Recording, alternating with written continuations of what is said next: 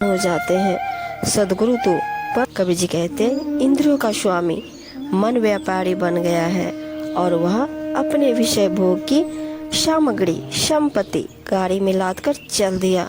लोग उसे देखकर कह रहे हैं कि वाह, लाभ है, आहा बहुत लाभ है और इससे मन बहुत खुश हो रहा है। परंतु वह मूर्ख है।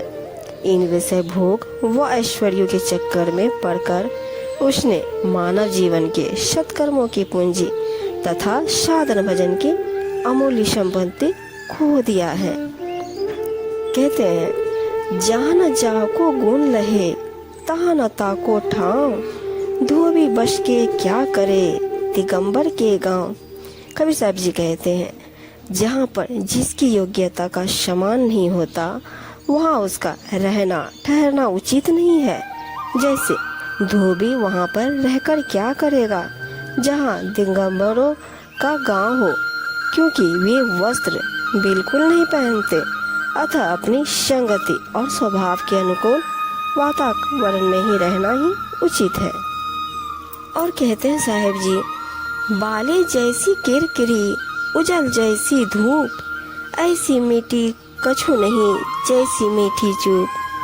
कबीर साहब जी कहते हैं, बालू के समान किसी अन्य वस्तु में इतनी किरकिराहट नहीं होती, धूप के समान उज्जवल प्रकाश भी नहीं है, ऐसी कोई मीठी वस्तु भी नहीं है जैसा मीठा चुप रहना है।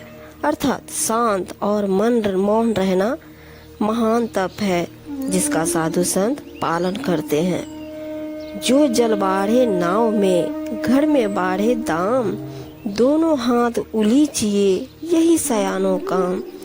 साहब जी कहते हैं, यदि नाव में किसी कारणवश जल भरने लगे और घर में लाभ रूप से धन बढ़ता चला जाए तो विलंब न करो, दोनों हाथों से उसे उलीचो, बाहर निकालो, यदि बुद्धिमानी का काम है, अन्यथा डूब जाओगे। इसी प्रकार अधिक धन का संग्रह होने से अहंकार आदि का दोष उत्पन्न होता है। इसलिए धन को सेवा दान व पुण्य कर्मों में लगाकर अधिक से अधिक खर्च करना चाहिए। ऋतु बसंत याचक भया, हरकी दिया द्रुमपात, ताते नव पल्लव भया, दिया दूर नहीं जात। कबीर जी कहते हैं, बसंत ऋतु के याचना करने पर सभी वृक्षों ने खुशी से अपने पत्ते दे दिए। इससे शीघ्र ही उनमें नए नए कोमल पत्ते आ गए। अतः यह वास्तव में सत्य ज्ञान है कि दिया हुआ दान कभी भी निष्फल नहीं जाता, बल्कि और अधिक उत्तम में लौटकर वापस आता है। अति हट मत कर बावड़े, हट से बात न होए, ज्यों ज्यों भीजे कामड़ी, त्यों त्यों भारी होए। साहब जी कहते, अरे बावले, अधिक हट मत कर। अत्यंत हट करने से बात बनती नहीं है, बल्कि और बिगड़ने की संभावना रहती है। जिस तरह कंबल भीगते रहने से अधिक भारी हो जाता है, सज्जन पुरुष की बात को मान लेना चाहिए। खाए पकाए लुटाए ले, यह मनमा मिजमान, लेना हो सो ले यही गोई मैदान। साहिब जी कहते हैं, स्वयं पकाओ खाओ तथा दूसरों को दान पुण्य कर लुटा दो, यानी कि सेवा करो। यह मन तो मेहमान के समान है, इसे किसी भी क्षण चल देना है। अतः यहाँ से जो भी लेना है सो ले लो।